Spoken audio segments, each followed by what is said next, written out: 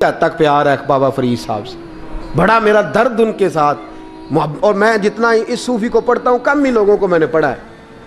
حضرت بابا فرید کے پیر اور خواجہ معین الدین صاحب کے خلیفہ, کیا نام ہے؟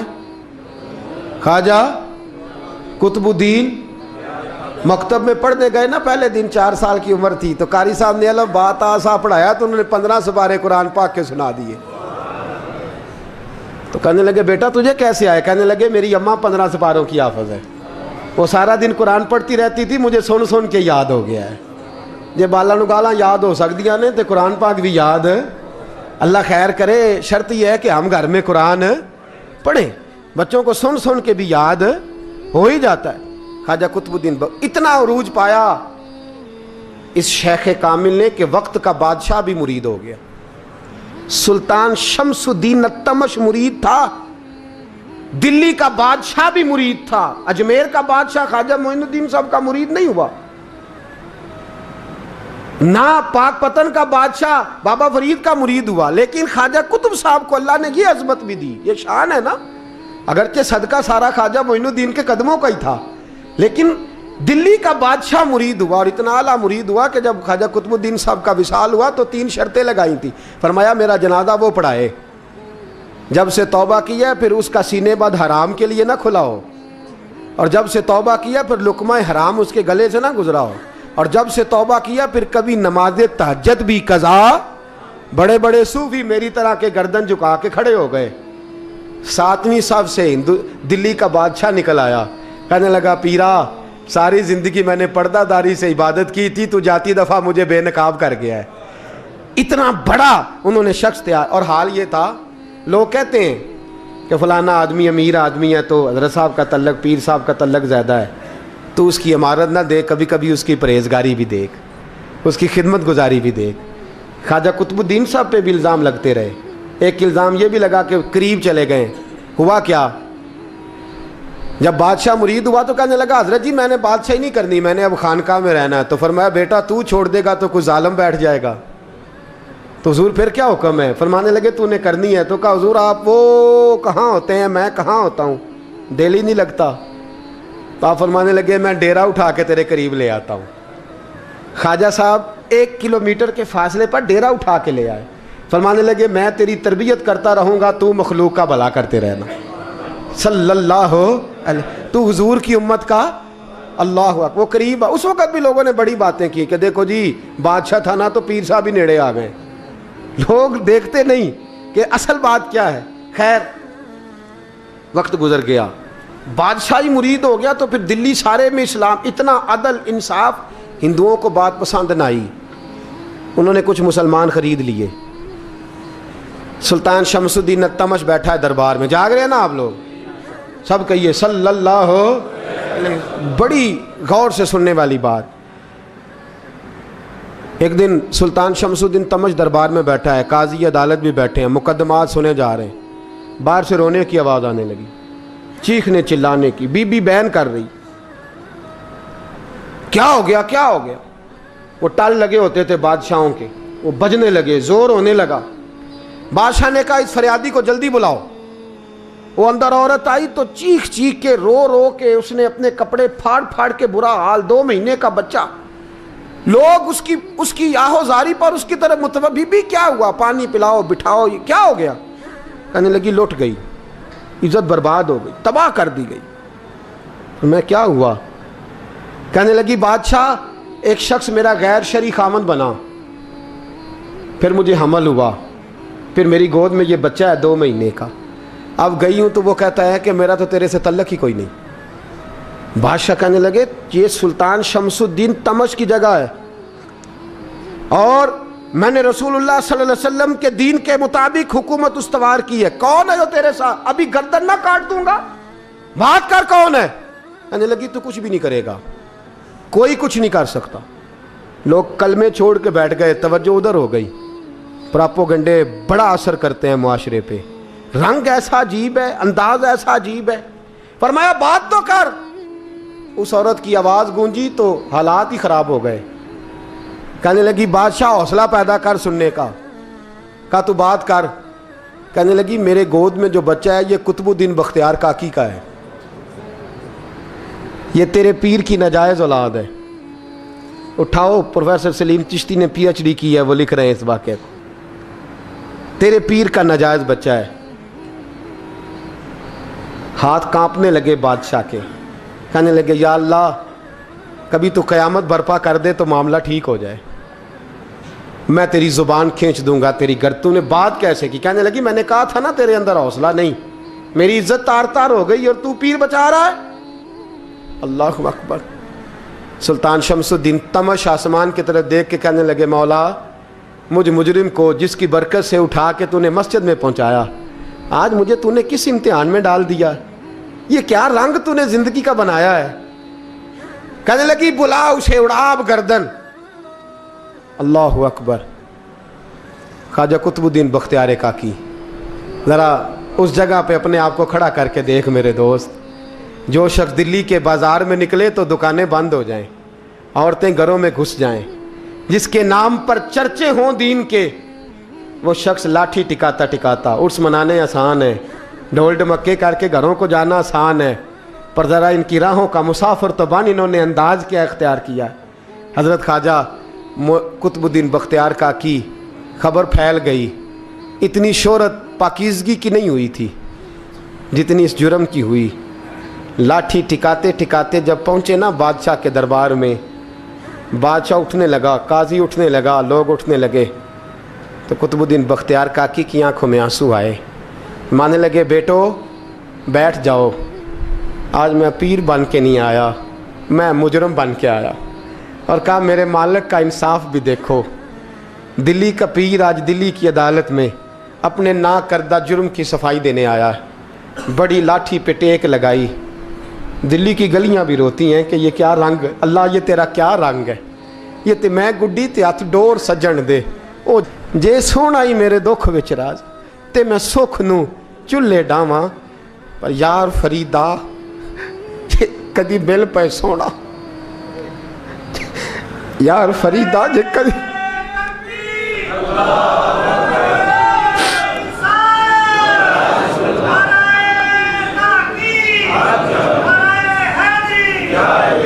یہ کدی مل پہ سونا، بس انہوں رو رو حال سناواں، ٹیک لگائی ہے۔ کہنے لگی بی بی بول دے گواہی، کہنے لگی بی بی رب جانتا ہے، رب کا رسول جانتا ہے، پر میں تجھے نہیں جانتا، تو کون ہے؟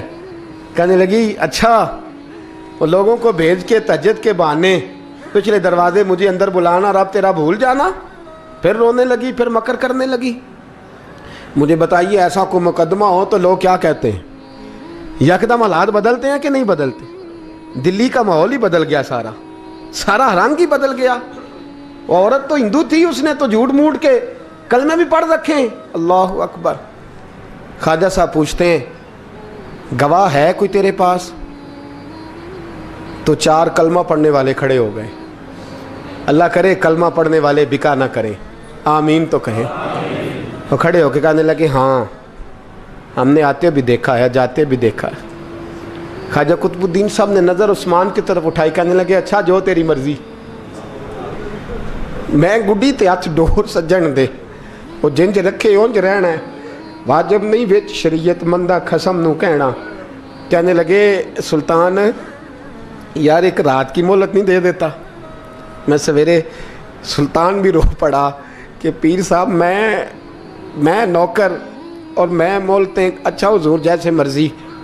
باہر نکلے، خادم کہنے لگا حضور سواری پہ بیٹھ جائیں، وہ مانے لگے نہیں یار آج پیدل جانا ہے، اس دلی کے چونکوں نے مجھے بڑی سلامیاں دی ہے، ذرا میں دیکھوں تو صحیح دلی کے بازار میری رسوائی پہ کیا کہتے ہیں، مجھے ذرا یہ پتھر بھی کھانے دے، ان کا ذائقہ بھی۔ پیدل گئے، دنیا سو گئی تو دلی کے بادشاہ نے اجمیر کی طرف منہ کیا۔ خواجہ معین الدین حیات تھے، بے خبر ہو جو غلاموں سے وہ آقا کیا ہے، بے خبر ہو جو غلاموں سے وہ منہ کیا۔ کہنے لگے معین الدین میں کوئی لوارس تو نہیں نا، میں کوئی لوارس ہوں کہ یہاں جو میرے ساتھ مرضی ہو جائے؟ تیری مجبوریاں درست، مگر تیرا وعدہ تھا ساتھ دینے کا، وقت آیا ہے، میں کوئی لوارس نہیں کہ اب تو اجمیر میں بیٹھا رہے۔ اور میں دکھ سارا اکیلے برداشت کروں.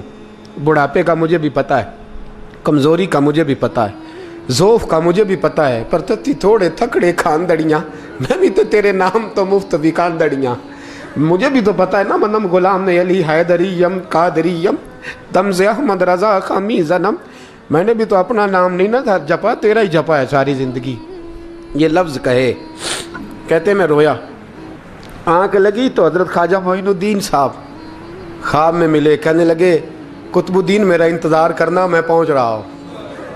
میرا انتظار کرنا, میرا انتظار. کیا کہا میاں صاحب نے؟ کہتے ہیں مالی دا کم پانی دینا, پھل کچے ہون یا پکے, اے پیر مرید دے سر تے ہی رہندا ہے, جھوٹے ہون یا سچے.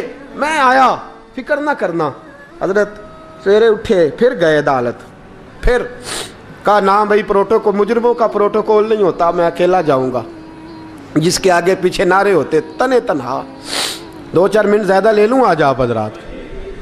کہتے میں پہنچا عدالت, اور جا کے جب کہا نا کہ ہاں جی حضور بتائیے, گواہ بھی خلاف ہے, مقدم بولیں, تو کہنے لگے مجھے میرے شیخ نے حکم دیا ہے کہ میرا انتظار کرنا. پھر وہ جو باتیں کرنے والے تھے کہنے لگے جی کون گیا تھا اجمیر, کون آیا ہے وہاں سے, ہمیں روحانی باتیں نہ بتائی جائیں. یہاں سے تو ایک دن میں پہنچا نہیں جا سکتا, ٹرین بھی 36 گھنٹے لیتی ہے دلی سے جانے میں. تو کہا یہ کیسے ہو سکتا ہے, کوئی رات کو رات آپ کو خبر ہو گئی, آپ کیس کو لمبا نہ کریں. بادشاہ مرید ہے, لگتا ہے کہ یہ راتوں رات بھگا دے گا پیر کو. اتنی باتیں خواجہ صاحب نے سنی. جب بے گناہ آدمی کو یہ باتیں سننی پڑتی ہیں پھر دل بڑا ٹوٹتا ہے, پھر بڑی تکلیف ہوتی ہے. حضرت کہنے لگے یارو تمہاری مرضی. شمس الدین تمش کی آواز گونجی, فرمایا جیسے انہوں نے کہا ویسے کیا جائے گا. 3 دن کے لیے عدالت برخاست کر دی جاتی ہے. چیم گوئیاں ہونے لگی, پھبتیاں کسی جانے لگی. تیسرے دن شام کا وعدہ تھا, چوتھے دن عدالت جانا تھا. قطب الدین بختیار کاکی کے پاس لوگ آ کے افسوس کرتے تو آپ بولتے نہیں. یہاں تو لوگ صفائیاں دیتے ہیں, بولتے نہیں. فرماتے یار میں گڈی تے ہاتھ ڈور سجن دے, وہ جینج رکھے, میں اونج ہی رہنا ہے, جیسے اس کی مرضی ویسے. جیڑیاں گڈیاں آپ پہ اڈیاں ہو نہ چڑھن اونچائیاں, وہی گڈیاں اونچیاں اڈیاں جڑیاں سائیاں آپ چڑھائیاں. فرمایا ٹھیک ہے, جیسے وہ رکھے میں راضی ہوں. اللہ اکبر. تیسرے دن کی مغرب کا وعدہ تھا. جب مغرب کا سورج ڈوب گیا نا, بڑے قافلے اجمیر سے آئے پر معین الدین نہ آیا. وعدہ کیا تھا یار نے, آؤں گا دن ڈھلے. وہ خواجہ غلام فرید صاحب رحمۃ اللہ تعالیٰ علیہ فرمایا کرتے تھے نا, کوا کھانے لگا آنکھیں تو کہنے لگے کاغا اے تن سارا ہی کھائیو, میرا چن چن کھائیو ماس, میرے 2 نین نہ کھائیو, مینو پیا ملن دی آس. نے کہا سارا کھا جا, آنکھیں چھوڑ دے. اس نے کہا تھا میں آؤں گا, انتظار لمبا ہو گیا ہے پر میری امید تو نہیں نہ ٹوٹی. مغرب کی اذان ہوئی تو لوگ کہنے لگے لو جی اب بس ہو گئی. خواجہ قطب الدین صاحب نے اللہ اکبر کہہ کے مغرب کی جماعت جب میدان میں کھڑی کی تو اپنی بھی چیخ نکل گئی, آئی نہیں. لیکن جب نماز کا سلام پھیرا تو خواجہ معین الدین صاحب کی 2 رکعتیں ابھی باقی تھیں. خواجہ صاحب پیچھے نماز پڑھ رہے ہیں, سلام پھیرا, اور نماز کے بعد جب اٹھے نا تو خواجہ صاحب کے سینے کے سینہ لگا. تو کہا حضرت جی میں شہزادہ تھا, آپ نے کہا تھا خشک روٹی کھانا تو میں نے خشک کی کھائی ہے, آپ نے کہا تھا فاقے کرنا تو میں نے کیے ہیں, آپ نے کہا وطن واپس نہیں جانا تو میں نہیں گیا. حضور اس امتحان کا آپ نے بتایا ہی نہیں تھا, یہ مجھے بتا جاتے اب اس سفید داڑھی سے میں جواب دیتا پھروں. خواجہ معین الدین صاحب نے جھٹکا, پیچھے ہٹ, تو زیادہ عزت والا ہے کہ یوسف زیادہ عزت والا تھا, تو زیادہ مقام والا ہے کہ عائشہ زیادہ مقام والی تھی, چپ کر, یہ کوئی صوفیاء کا طریقہ ہے, چپ کر. عرض کی حضور غلطی ہو گئی, میں پہلے نہیں رویا, تو ملا ہے تو رویا ہو, میں پہلے نہیں تڑپا, میں نے شکوا نہیں, تو ملا ہے, اپنا ہی کو ملے تو دکھ یاد آتے ہیں نا. فرمایا چپ کر, جا سلطان سے کہہ دے سویرے نماز کے بعد عدالت لگا دے. سویرے جب عدالت لگی نا تو خواجہ معین الدین صاحب بازو پکڑا خواجہ قطب صاحب کا, نکلے تو دیکھا لائنیں لگی ہیں, مجمع لگا ہے, آنکھوں میں آنسو آ گئے. کہا حضور آپ کیوں روتے ہیں؟ فرمایا میرا دل تھا لوگ میرے قطب کی شان دیکھنے آئیں, یہ کتنے بدبخت ہیں، میرے کتب کی رسوائی دیکھنے آئے، کتنے نالائق ہیں، رسوائی دیکھنے اتنے آئے ہیں، شان دیکھنے آتے ہی نہیں۔ اللہ اکبر۔ جب میدان لگا خواجہ صاحب پہنچے، عورت کو کہنے لگی اللہ سے ڈر جا، وقت تھوڑا ہے، تو مر جائے گی۔ کہنے لگی مجھے داستانیں نہ سنائیں۔ قاضی صاحب سے کہنے لگے قاضی صاحب آپ حقیقت حال سے آگاہ ہیں، خیال کریں۔ کہنے لگے خواجہ صاحب دلیلیں نہ دیں، گواہ لائیں، واز نہ کریں۔ خواجہ صاحب رحمت اللہ علیہ کہنے لگے گواہوں کو بلاؤ۔ گواہ آئے تو خواجہ معین الدین صاحب نے نظر تم ہو میرے کتب پر، میرے کتب کے جرم کے گواہ۔ ان کی زبانیں کانپنے لگی، ہاتھ کانپنے لگے، میں بولتے کیوں نہیں؟ جب ان کی نظریں جھکی تو بادشاہ کہنے لگا اگر اب تم نے گواہی نہ دی تو تمہیں میں مجرم بنا کے 80 کوڑے ماروں گا۔ کہنے لگا جی دیکھا ہے ہم نے تہجد کے وقت۔ جب سب گواہیاں پوری ہو گئیں، عورت بھی تڑپ رہی ہے، رو رہی ہے، 2 مہینے کا بچہ گود میں ہے۔ اب بولیے، علماء ظواہر بھی کھڑے ہیں، حسد کرنے والے جلنے والے بھی کھڑے ہیں، ہندو تو ویسے ہی تالیاں بجا رہے ہیں۔ اجمیر کا بوڑھا، اور یہ آخری پھیرا تھا خواجہ معین الدین کا دلی میں، اس کے بعد ظاہراً دوبارہ نہیں آئے۔ اٹھے لاٹھی ٹکاتے اور میدان کے اندر جا کے بڑے میدان میں مجمع تھا، سر سجدے میں رکھا، کہنے لگے یا اللہ میں ہندوستان مرضی سے نہیں آیا، تیرے رسول کا بھیجا آیا ہوں۔ پھر اٹھے اور کہنے لگے مولا تیرے نبی کا فرمان ہے کہ میری امت کے علماء بنی اسرائیل کے نبیوں کی طرح ہوں گے، اگر یوسف کے لیے بچہ بول سکتا ہے تو میرے کتب کے لیے بھی بولنا چاہیے، اگر یوسف علیہ السلام کے لیے بول سکتا ہے تو میرا قطب الدین بھی سچا ہے، اس کے لیے۔ پھر اٹھے اس بی بی کی طرف بڑھے، لوگ کہنے لگے نہ جانے اب کیا ہوگا۔ جب اجمیر کے بادشاہ نے، عطا رسول نے، ہند الولی نے، امام الاولیاء نے کپڑا کھینچا اور کہنے لگے وہ بچے تو جانتا ہے نا تیرا باپ کون ہے، 2 مہینے کا بچہ۔ جب نانا بولا تو بی بی کہنے لگی اب کیا کر رہے ہو، بچے بھی کبھی بولے ہیں؟ میں بی بی چپ کر، ان اللہ علی کل شیء قدیر، میں کمزور رب کا ماننے والا نہیں، قدرتوں والے رب کا ماننے والا ہوں، وہ چاہے تو بچے بھی بولتے ہیں۔ قرآن کہتا ہے حضرت عیسیٰ بولے تھے انی عبداللہ آتانی الکتاب، مریم بھی تو ولی اللہ تھی، وہ نبی تو نہیں تھی۔ اگر ولی اللہ بنی اسرائیل کا ہو بچہ بول سکتا ہے، تو اگر ولی اللہ محمد عربی کی امت کا ہو تو بچہ پھر بھی بول سکتا ہے۔ یوں کپڑا ہٹایا، بچہ بول۔ 2 مہینے کا بچہ ماں کی گود میں اٹھ کے بیٹھ گیا اور بچہ بول کے کہنے لگا السلام علیکم یا ولی اللہ۔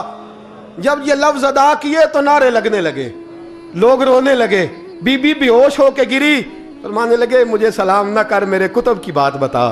کہنے لگا قسم ہے اللہ کی عزت کی، وہ سامنے مجمع جو سردار بیٹھا ہے وہ میرا باپ ہے، قطب الدین تو بے گناہ ہے، قطب الدین تو بے گناہ ہے، میرا باپ تو وہ بیٹھا ہے۔ یہ قاضی بھی سازش میں شریک ہے، کئی مسلمان خریدے گئے، یہ گواہ خریدے گئے۔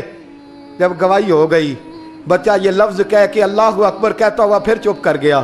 خواجہ قطب الدین صاحب کا بازو پکڑا، خواجہ معین الدین صاحب نے مجمع سے باہر نکلے، لوگ کہنے لگے حضور آپ کچھ بولتے نہیں۔ فرمانے لگے جس نے بولنا تھا وہ بول چکا ہے، جس نے بولنا تھا وہ جو جادو وہ جو سر چڑھ کے بولے۔ فرمایا تم نے افواہوں پہ نظر رکھی اور میں نے اللہ کی قدرت پہ نظر رکھی، تم نے اس کے کردار کو جھنجھوڑا اور میں نے اس کے کردار کو تعمیر کیا۔